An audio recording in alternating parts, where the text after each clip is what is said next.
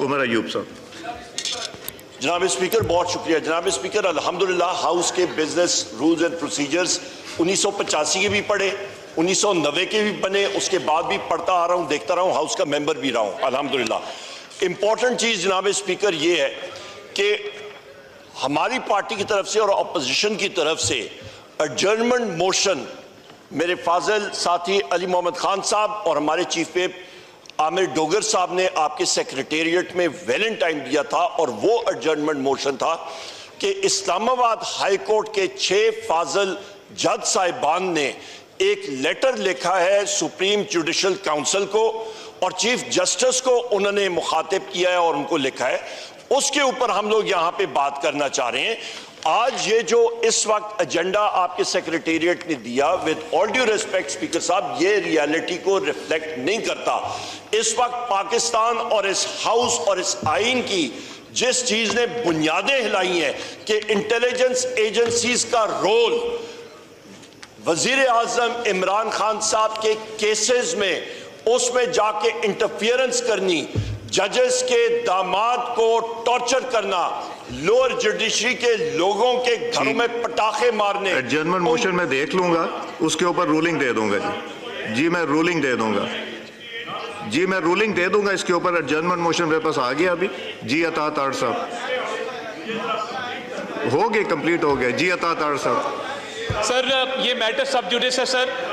Supreme court کے honourable chief justice نے اس معاملے پہ از خود نوٹس لیتے ہوئے ایک بینچ مقرر کر دیا سر, اور اس کو سماعت کے لیے مقرر کر دیا ہے. اس معاملے کو سیاست کی نظر نہیں ہونا چاہیے. Any matter which is sub judice will not be brought under debate اور consideration sir. Thank you very much. اس پہ رولنگ تو اسپیکر کی آنی ہے نا کہ یہ ایڈجرنمنٹ ایڈمیسیبل ہے یا نہیں. آ گیا آپ کا پوائنٹ آ گیا. جی عامر ڈوگر صاحب. سر میری عرض یہ ہے کہ بزنس ایز یوزول نہیں ہونا چاہیے. بڑا اہم مسئلہ ہے. جہاں اس ملک میں آج معاشی عدم استحکام ہے, سیاسی عدم استحکام ہے, وہاں آئینی بحران پیدا ہو گیا.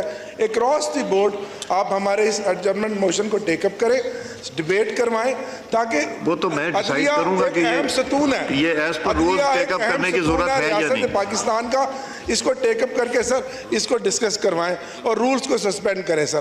میری یہ ہمبل سبمیشن ہے سر. عدلیہ کی آزادی رول آف لاء کے ساتھ ہی یہ پاکستان آگے چلے گا, یہ ہم نے فیصلہ کرنا ہے. مصطفیٰ کمال صاحب. 2 منٹ اس لیے لینا چاہوں گا کہ دیکھیے یہ آئین کی دونوں کتابیں اردو انگلش دونوں کی ہمارے پاس ہیں. جس دن ہم پہلے دن انٹر ہوئے آپ نے یہ ہمیں بتایا. اس کی پہلی لائن یہ کہتی ہے whereas sovereignty over the entire universe belongs to Almighty Allah alone, and the authority to be exercised by the people of Pakistan within the limits prescribed by him is a sacred trust. Urdu میں کہہ دوں, پہلی line ہے چونکہ اللہ تبارک تعالیٰ نہیں تقریر نہیں, پوائنٹ آف آرڈر پہ آ رہا ہوں. جی پوری کائنات کا بلا شرکت غیر حاکم مطلق ہے, اور پاکستان کے جمہور کا اقتدار اس کی مقرر کردہ حدود کے اندر استعمال کرنے کا حق ہوگا. وہ ایک مقدس امانت ہے. ناؤ جب یہ آپ کہہ رہے ہیں کہ اللہ کی حاکمیت ہوگی, اب اللہ اپنی کتاب میں کیا کہہ رہا ہے؟ 2 لائنیں عرض کرنا چاہتا ہوں. 2 لائنیں عرض کرنا چاہتا ہوں. پلیز پوائنٹ آف آرڈر کی ڈیفینیشن پڑھیے. Sir point of order does not mean a speech. Please جی please to the point. 2 minute مجھے دیں, آپ 2 منٹ مجھے دیں. آپ ویسے بھی 2 منٹ نہیں, پوائنٹ آف آرڈر کا پڑھ بھی لیجیے. پوائنٹ آف آرڈر ہی ہے, یہ پوائنٹ آف آرڈر ہے سر. آپ تو تقریر کر رہے ہیں. پلیز تقریر نہیں ہے, تقریر سے بات کریں. صحیح میں 2 منٹ دیتے ہیں مجھے. 2 منٹ دیتے ہیں سر. میں بتانا چاہتا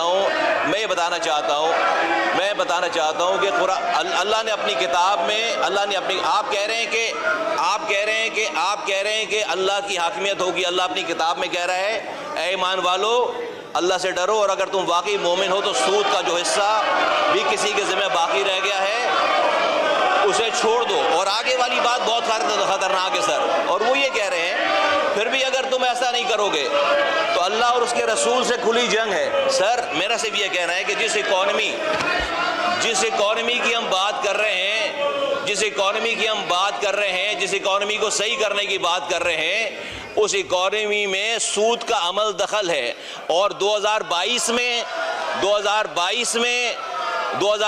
میں شریعت عدالت نے فیصلہ دے رکھا ہے, سپریم کورٹ کی اپیلیٹ بینچ میں یہ فیصلہ رکا ہوا ہے. آپ کہتے ہیں کہ اس ملک کی اکانومی کو ٹھیک کریں گے, اللہ اور اس کے رسول کہہ رہے ہیں کہ اس سے کھلی جنگ ہے, میں آپ کو گزارش کروں گا تقریر نہیں ہو سکتی. سر